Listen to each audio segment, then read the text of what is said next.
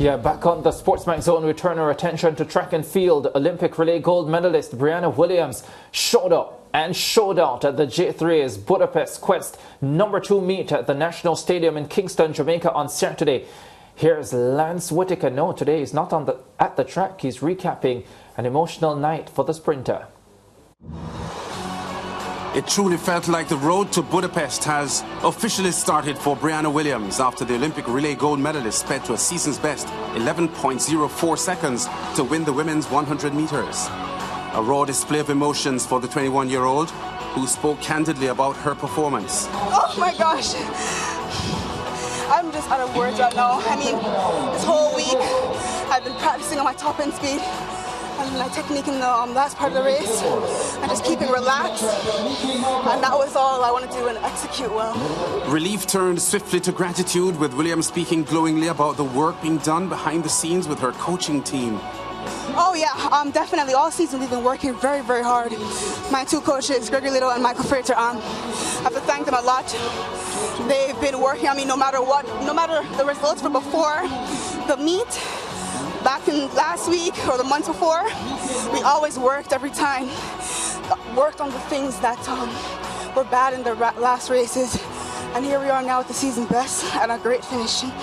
Showing signs of returning to form, she now sets her sights on maintaining momentum going into the Jamaica Championship set for the 6th to the 9th of July. It means a lot. Really and truly had this meet and next week in New York to prepare for trials.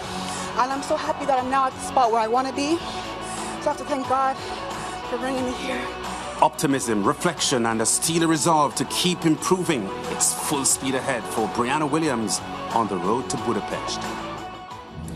Yeah, we're now joined by our in-house analyst, Leighton Levy. Leighton, welcome to the show today. After a series of 11-2 and 11-3 performances, did this 11-0-4 by Briana Williams surprise you on Saturday? Not really, but in some ways it did, because one of the things that Briana has struggled with over the years is not the fact that she does work in training. The part of the problem is that Briana's execution of the 100 meters has been a challenge, and it's something that you heard her talk about. The last 30 meters of the race is always something that gives her a challenge, especially since she made the transition to the senior rounds. If you remember the national championships last year, Briana had that race covered up to 75 meters and then literally blew up in the last 15 meters of the race and then yielded that crucial third place finish to Kemba Nelson and missed out on an individual spot on the Jamaican team to the World Championships. You know, we've seen her over the years, last couple of years especially, lead races is in the thick of things in the last 25, 30 meters of the race, and then she gets passed because she gets tense. Her shoulders get high, her back gets tight, her stride length cuts significantly, and then she slows down significantly and loses. We saw that earlier this season when Tia Clayton caught her late in the race, where I think she ran 11:38. And of course, a couple of weeks ago, 11:21, when the young Alana Reid caught her late in the race again.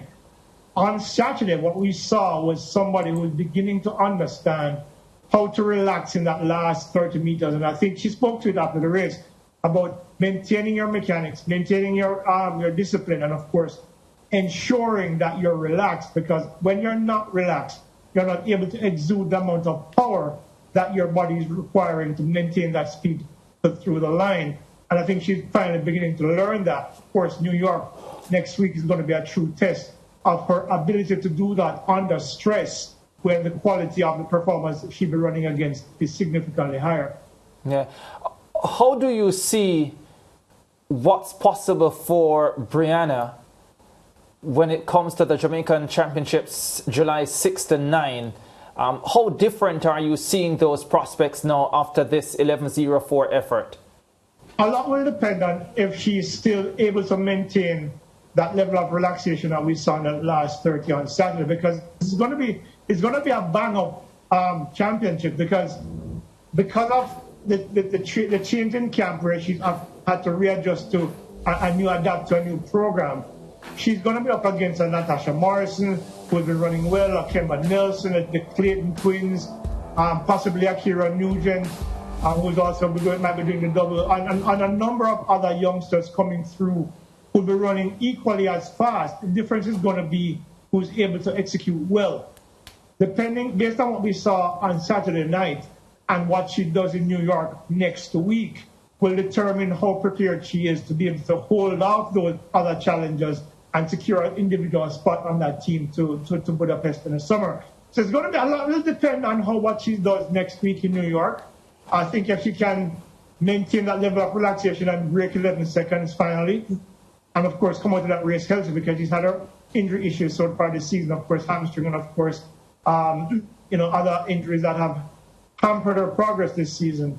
So if she can stay healthy, maintain what we saw on Saturday, and get even faster before the national championships. Now that I think that her tapering is beginning now, so the next 3 weeks we should be seeing her running naturally faster anyway, because the workload will be significantly less. If she can go to New York and run at 10.9 low, maybe 10.8 high, I think she'll be in good stead for the national championships and should be able to secure a spot on that Jamaican team, because we don't know what's happening with Elaine Thompson here. We don't even know if she's going to be running prior to the national championships.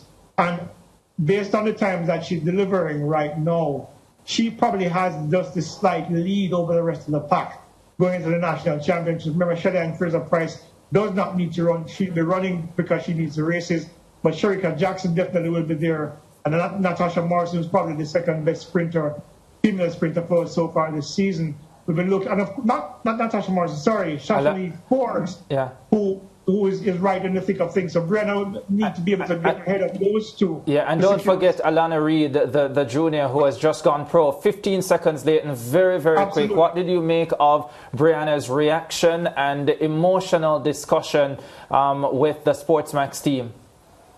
Look, she's been through a lot this season with injuries and, of course, public perception about her training habits and about her party habits.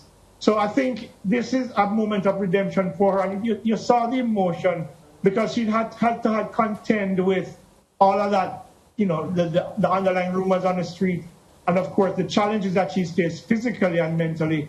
So I think this was a moment of redemption for her.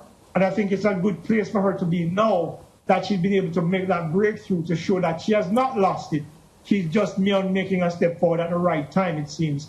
But I think she's in a good place mentally, and that emotion, that outpouring of emotion, I think spoke to exactly where she is now, and from a mental standpoint about where she goes from here and the rest of the season. Yeah, that was 35 seconds, Leighton Levy, but thanks very much. You took 20 extra. That's clear. Have a great one, Leighton. Thanks for joining us. Bye, Ricardo. Thank you.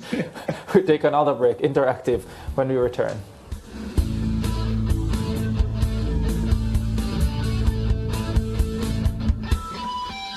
Stay with SportsMax on YouTube and follow us on all social pages for updates, news and entertainment.